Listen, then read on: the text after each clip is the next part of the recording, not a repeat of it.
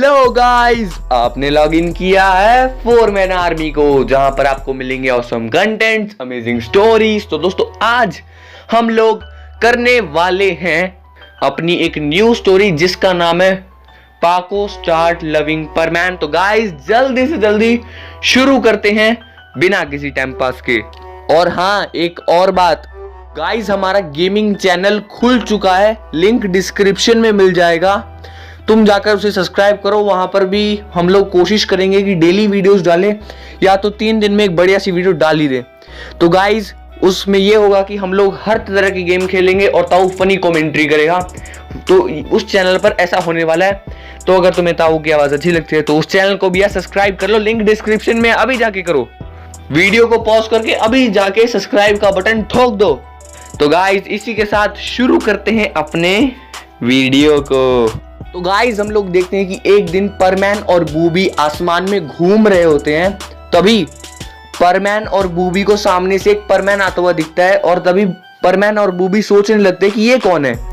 तभी परमैन नंबर 1 यानी मिक्सुओ उस लड़की से पूछता है कि तुम कौन हो। तभी वो लड़की बोलती है कि मैं परमैन हूँ। तभी मिक्सुओ बोलता है कि नहीं नहीं, परमैन तो हम हैं, मैं तुम्हें बुलाऊंगा पाको। तभी परमैन उस लड़की से लड़ पड़ता है, वो और कोई नहीं होती पाको होती है। परमैन बोलता है कि बूबी हम अकेले काम कर सकते हैं, चलो। तभी पाको बोलते हैं कि ठीक है, तुम्हें मेरी जरूरत भी जरूर पड़ेगी। तभी थोड़ी दूर जाने के बाद बूबी परमैन को समझाता है कि उसे पाको से ऐसे बात नहीं करनी चाहिए थी, और बूबी परमैन को समझाने लगता है कि तुम्हें ऐसे बात नहीं करनी चाहिए, तुम परमैन नंबर 1 हो। तो उसके बाद हम लोग देखते हैं कि मिक्सुओ फाइनली समझ जाता है और वो पाको से माफी मांग लेता है कि पाको मुझे माफ कर दो, और पाको से माफ भी कर देती है। लेकिन बार बार वो लोग लड़ते ही रहते हैं। वो काम कम करते हैं, लड़ते ज्यादा हैं, जिसकी वजह से बर्डमैन सोचते हैं कि अब लगता है कि मेरे को परमैन नंबर 4 किसी को बनाना ही पड़ेगा जो इनकी लड़ाई सुलझा सके।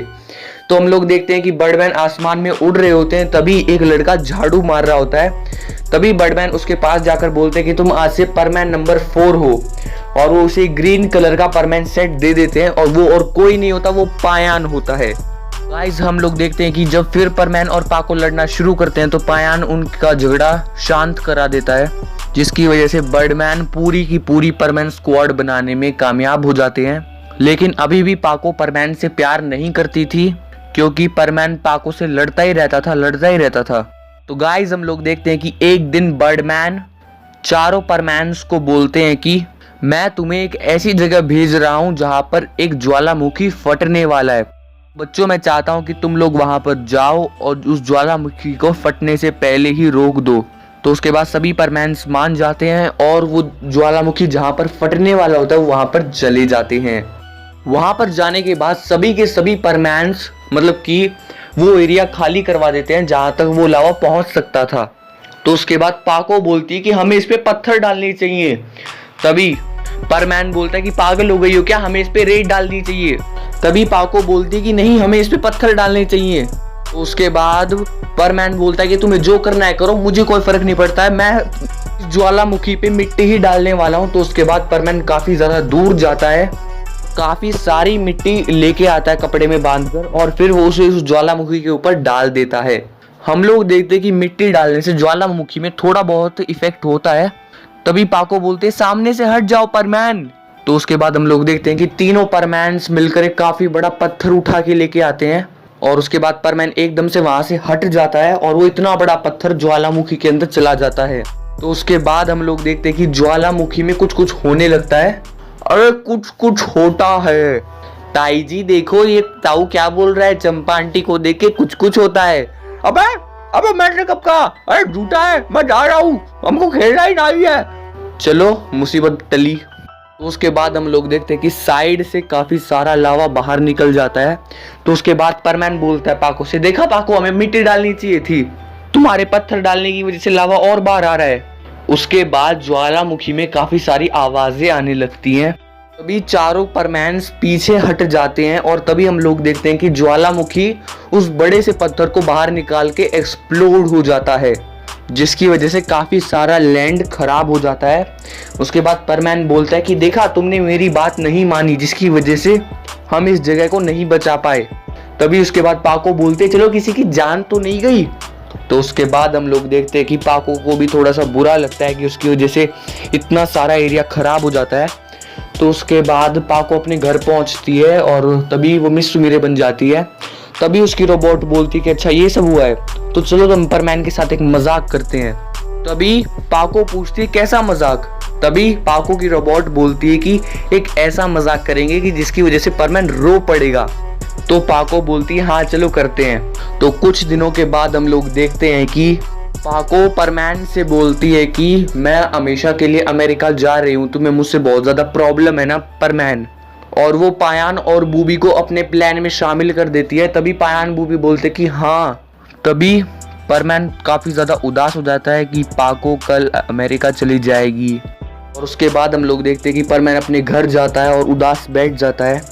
तभी परमैन सोच रहा होता है कि पाको से मैंने हमेशा लड़ाई ही की है, आज पाको हम सबसे दूर जाने वाली है, तो एक बार मैं उसे अच्छे से गुड बाय बोलना चाहता हूँ।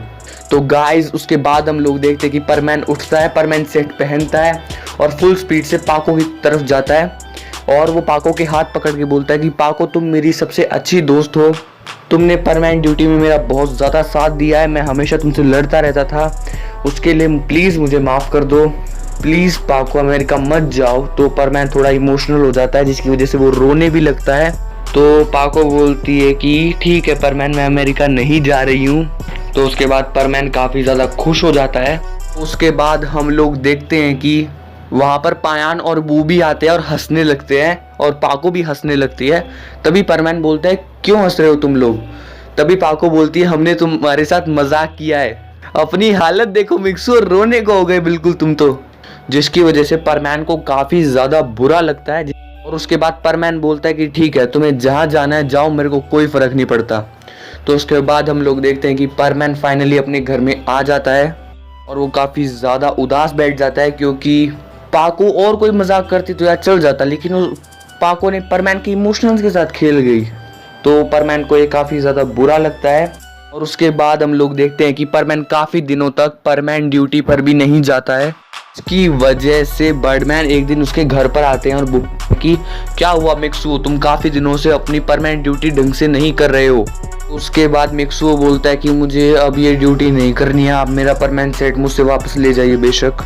तो उसके बाद बर्डमैन बैठ जाते हैं आराम से और बोलते क्या हुआ मिक्सू, तुम काफ़ी उदास लग रहे हो मुझे। तो उसके बाद परमैन सारी बात बताता है कि कैसे पाको ने उसका मजाक उड़ाया और अब उसे परमानेंट ड्यूटी पर नहीं जाना है। तो उसके बाद हम लोग देखते हैं कि बर्डमैन को सारी बात समझ आ जाती है। तो उसके बाद बर्डमैन बोलते हैं कि ठीक है मिक्सू, मैं तुम्हें 1 हफ्ते का रेस्ट दे रहा हूँ, तुम लोग आराम से रेस्ट करो। उसके बाद बर्डमैन परमैन के घर से बाहर आ जाते हैं और वो तीनों परमैन्स को बुलाकर खूब डांटते हैं और बोलते हैं कि ये परमैन सेट मैंने तुम्हें इसलिए दिए हैं ताकि तुम परमैन नंबर 1 को परेशान करो। तो सभी परमैन्स, तीनों परमैन्स को काफ़ी ज़्यादा बुरा लगता है।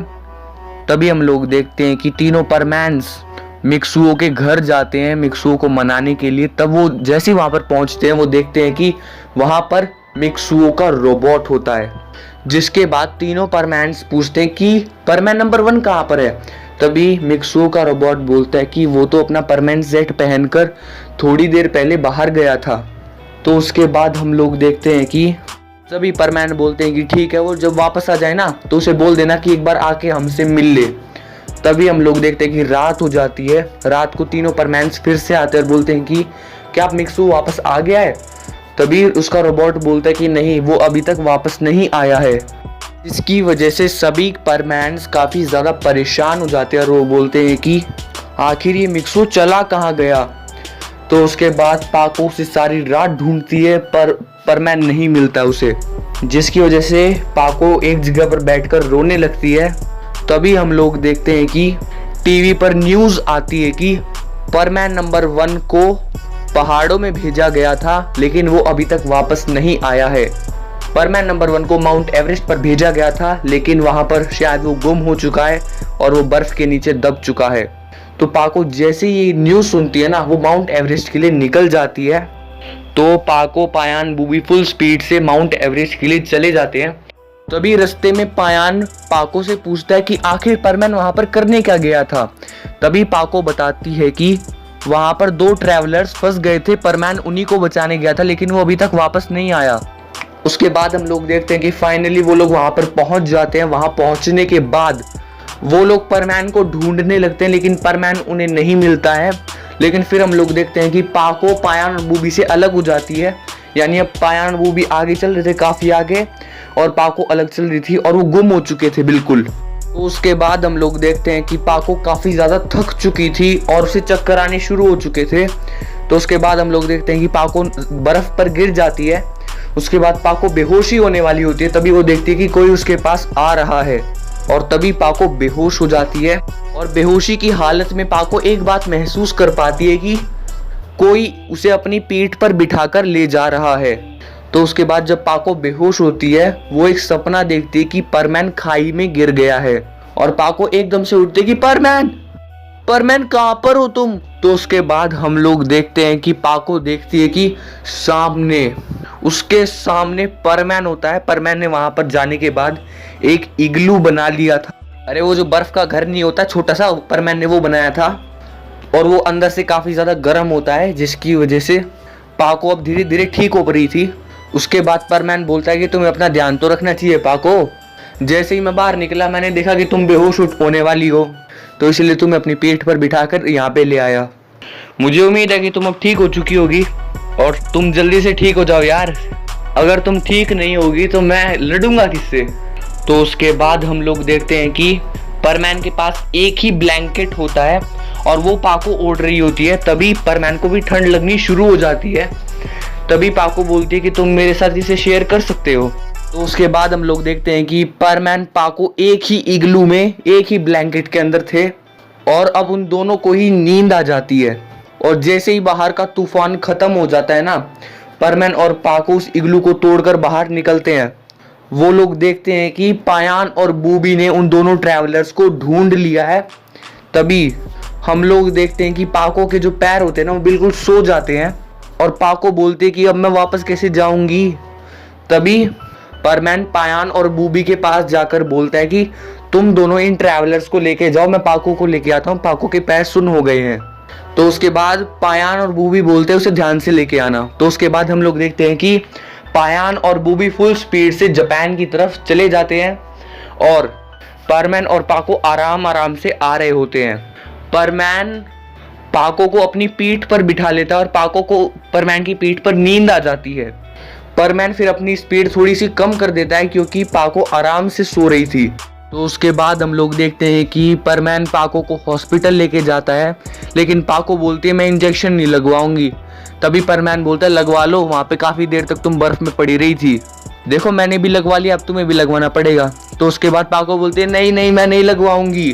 तभी हम लोग देखते हैं कि परमैन पाको के बिल्कुल करीब चला जाता है और बोलता है कि प्लीज़ पाको तुम मेरी बात क्यों नहीं मानती हो। और पाको का पूरा ध्यान सिर्फ परमैन की तरफ होता है। इतनी देर में ही डॉक्टर पाको के हाथ में इंजेक्शन लगा देता है और पाको बोलते है तुम झूठे हो, तुमने मेरे को इंजेक्शन लगवाया। तो उसके बाद परमैन पाको को एक हक करता है, बोलता है कि शांत हो जाओ, शांत हो जाओ।